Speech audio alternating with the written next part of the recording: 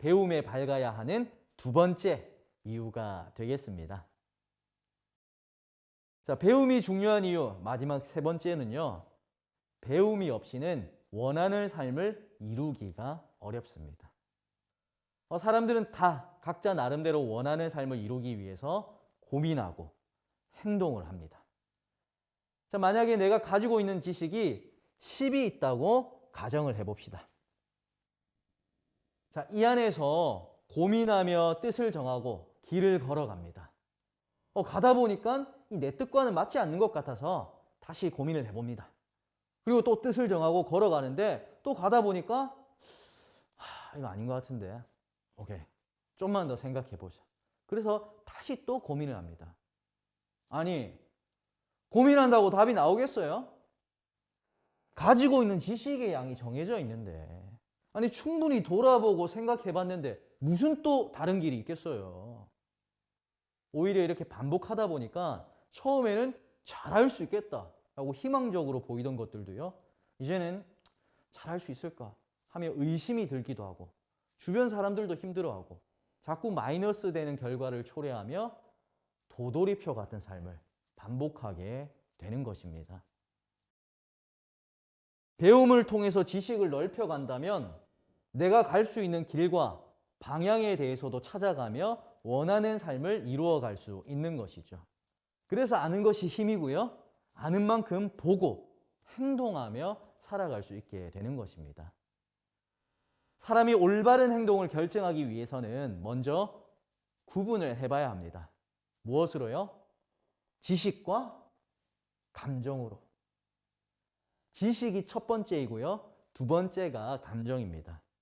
이 짐승은 감정에 충실해서 이 행동을 하는데, 이성과 지각을 가진 사람은 거꾸로 되어야 합니다.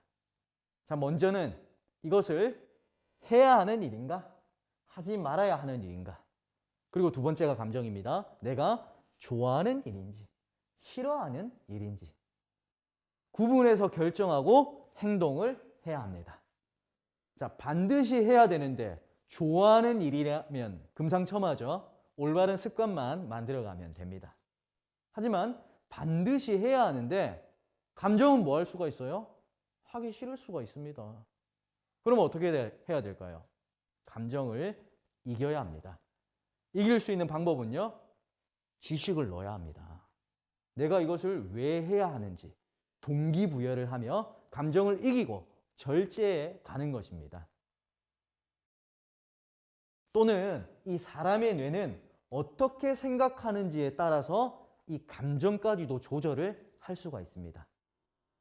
사람의 뇌를 가서 보면 이 감정과 관련된 뇌는 변연계라는 곳에 있는 편도체입니다.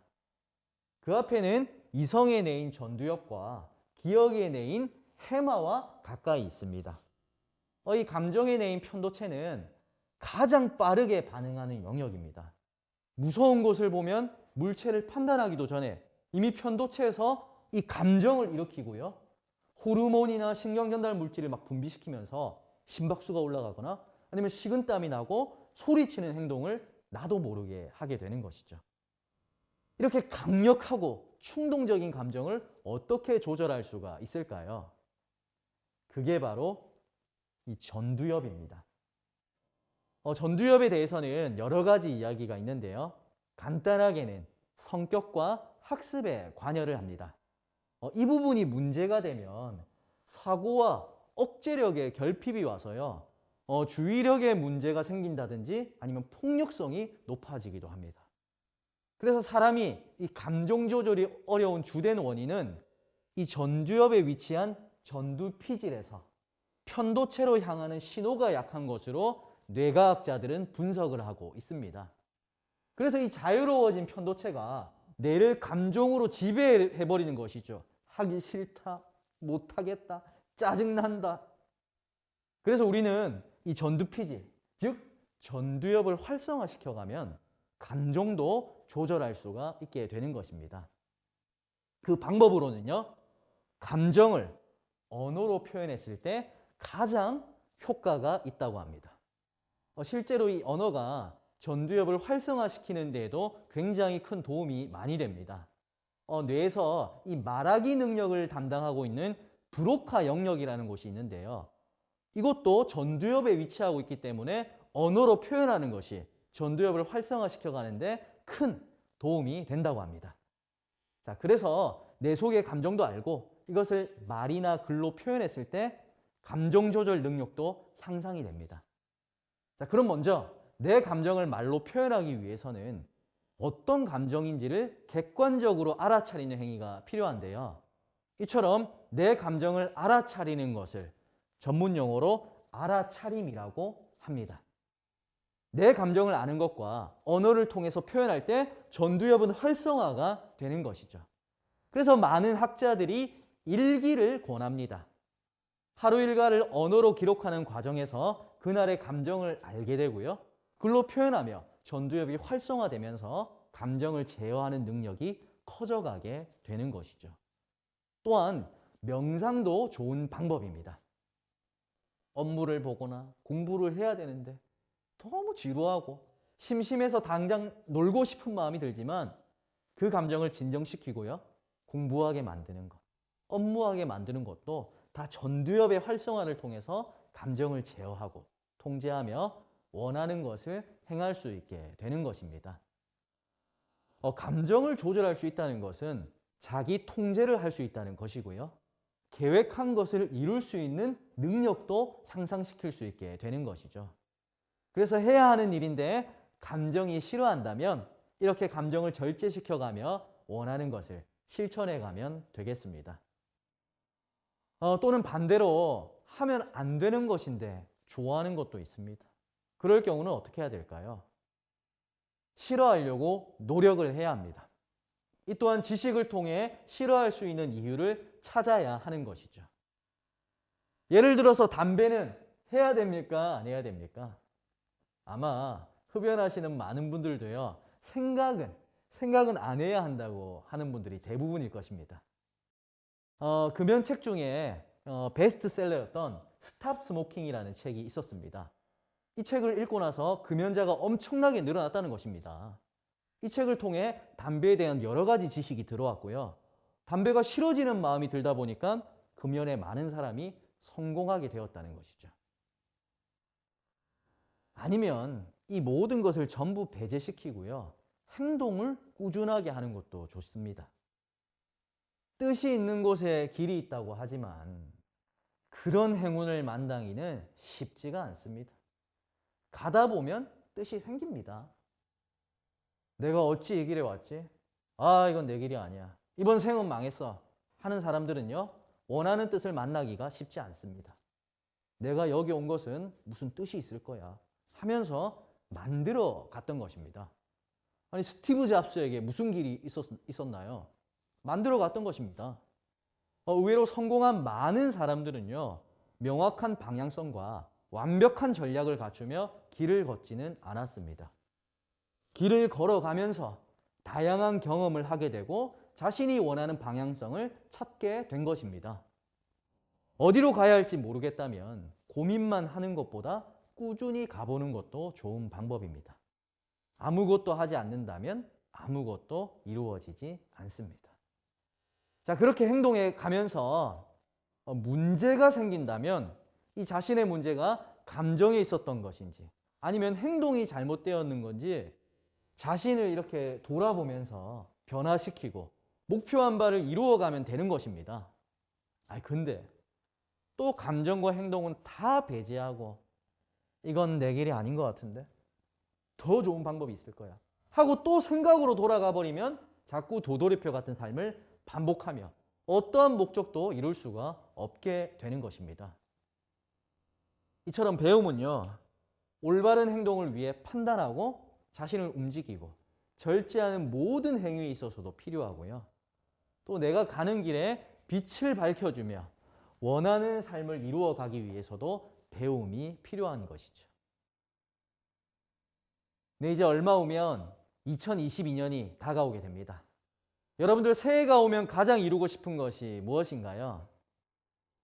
취업 포털 커리어에서 조사한 자료에 따르면 우리나라 사람들이 새해로 가장 이루고 싶은 것 1위로 건강을 꼽았습니다. 작년 경향신문에서 조사한 자료에도 1위에는 건강, 2위는 코로나 종식, 또 3위로 경제적 안정으로 가장 많이 나왔었습니다. 그럼 우리가 건강을 위해서 무엇을 해야 하죠? 네, 보통 다이어트를 많이 하시죠. 그럼 다이어트를 위해서 무엇을 해야 되냐면 운동을 해야 합니다. 그런데 무엇보다 하기 싫은 것이 운동이죠. 먼저 이성적으로 딱 생각을 해봐야 됩니다. 이런 상황 속에서 나는 정말 다이어트를 해야 하는가? 직장도 가야 되죠. 집안일도 해야 되고 부모님도 돌봐야 되고 등등등 충분히 생각해 봅니다. 그런데 건강검진을 받고 현재 거울 속에 있는 나 자신을 볼 때 야, 이거 올해 반드시 해야 됩니다. 헬스를 끊고 필라테스를 끊고 운동을 하려고 하는데 세상에 평생에 밥 한 번 안 사주던 친구가 전화 와서는 자기가 쏜다면서 밥 먹으러 가자고 합니다. 뭐 다이어트는 원래 내일부터잖아요. 이렇게 세상에 뭘 하고자 하면요 도와주는 환경이 없습니다. 내 의지로 만들어 가야 됩니다. 자, 그리고 눈 뜨고 일어나서 운동을 하려고 하는데 도저히 가기가 싫습니다. 아, 내일부터 할까? 뭐 운동으로 꼭 다이어트 해야 되나? 혼자 막 난리 납니다. 이럴 때 또다시 고민을 한다든지 아니면 하기 싫은 감정에 지배당하지 말고 앞서 잠깐 배운 지식을 적용해서요. 이 전두엽을 활성화시켜서 지금 내 감정이 짜증나 있구나. 알아차리면 감정이 서서히 절제가 되면서 이제 몸을 일으켜서 운동 가면 성취감을 느끼죠. 항상 한 걸음 떼는 것이 어렵잖아요. 그렇게 하루하루 습관화시켜 가면요. 어느덧 변화된 모습에 성취감도 느끼고 삶의 질도 향상이 되고요. 건강해지며 그렇게 목표한 바를 이루어갈 수 있게 되는 것입니다. 그래서 운동으로 건강이나 삶의 질을 향상시켜 본 사람들은요. 꼭 운동을 하라고 권하게 되고요. 평생 운동을 하게 되는 경우가 많이 있습니다. 계획한 것이 잘 안 된다고 해서 또 다른 길을 찾는다거나 자신을 의지박약이라 자책하고 남들과 비교하면서 열등감에 휩싸이고 그런 부정적인 감정들에 휘둘리지 말고 감정에서 벗어나는 것만으로도 얼마든지 해낼 수가 있습니다. 요즘은요, 이 식단이나 운동도 조금만 배워보면 크게 스트레스 받지 않고 즐겁게 똑똑하게 할 수 있는 지식들도 지금은 너무나 많이 있습니다. 다가올 새해에 여러분들이 원하는 삶은 무엇인가요? 돈을 많이 벌고 싶은 것인가요? 그러면 돈을 벌 수 있는 지식을 넣어야 합니다. 사람 관계가 어려우십니까? 그럼 관계에 대해 알아보는 지식을 넣으면 됩니다. 고민하고 원하는 것이 돈이나 직장, 눈에 보이는 것에 대한 것이면 고민할 게 아니고 관련된 새로운 책을 사고 경험하고 필요한 자격증을 따고 알아보고 하면 됩니다. 얼마든지 알아보고 배우고 할 수 있는 지식은 많이 있습니다. 고민만 한다고 답이 나오는 것은 아닙니다. 지금은 알고자 하면 알 수 있는 지식들이 넘쳐납니다. 지금 이 세미나가 진행되는 유튜브 세상에서도 원하는 것을 얼마든지 얻어낼 수가 있죠. 지금은 수많은 경험 속에서 언어와 지식과 학문은 너무나 많은 발전을 이루어 왔습니다. 자, 그렇다면 다시 처음으로 돌아가서 학문의 첫물음, 어떻게 살 것인가? 우리가 살고 있는 이 현 시대, 많은 발전을 이루어 오면서 수많은 지식과 배움은 넘쳐나게 되었습니다. 지식과 배움이 넘쳐나게 된 만큼 우리는 각자마다 어떻게 살 것인가? 여기에 대한 해답을 찾아가며 우리 삶의 만족도도 그만큼 높아져 왔을까요? 실제로 넘쳐나는 지식만큼 우리의 삶이 편리해졌고 누리며 살 수 있는 것들이 많아졌습니다. 그럼에도 불구하고 우리는 아직까지 어떻게 살 것인가? 이에 대한 해답은 얻지 못해 자신의 정체성을 잃어버린 채 살아가고 있는 것이 현재 우리 삶의 모습입니다. 자, 그것을 잘 나타내주는 수치를 한번 보도록 하겠습니다. 우리나라는 OECD 국가 중에서 수년째 국내 자살률이 1위로 10만 명당 26.9명이 자살을 합니다. 하루 평균 자살자 수는 약 37.8명으로 1시간에 한두 명씩 자살을 하고 있습니다. 어떤 원인으로 인해서 이와 같은 선택을 하는 것일까요? 만약에 수많은 배움 가운데 어떻게 살 것인가? 이에 대한 해답이 있었다면 각자 저마다의 행복과 온전한 삶을 위해 살아가고 있을 것입니다. 수많은 지식과 배움들은 넘쳐나는 이 시대에 정작 배움의 본질은 어떻게 살 것인가? 어떻게 사는 것이 행복하고 가치 있고 의미 있는 것인가? 여기에 대한 답은 제시되지 못하고 있는 것일까요? 그 이유는 실제로 많은 학문들이 있지만 이 답에 대해 명확하게 알려주고 있는 학문은 찾아보기가 힘든 것이 현실입니다. 만약에 있었다면 학교를 다니면서 우리가 배워왔었겠죠. 인문학자들이 21세기의 문제에 대해서 이야기할 때 이 지식과 과학은 엄청나게 발전되었다고 이야기를 합니다. 지금은 특히 이 디지털 시대에 접어들면서 기술의 발달은 과속화가 되어가고 있죠. 근데 문제는 이 발전 속도에 비해서 지혜를 발전시키는 속도는 따라가지 못하고 있다는 것입니다. 특히나 우리나라처럼 지식이나 기술이 빨리 발달한 나라는 드물지요. 다른 말로는 지식과 기술과 지혜의 이 격차가 너무나 많이 벌어져 있는 나라가 우리나라입니다. 지식과 기술은 마치 고급 자동차와도 같습니다.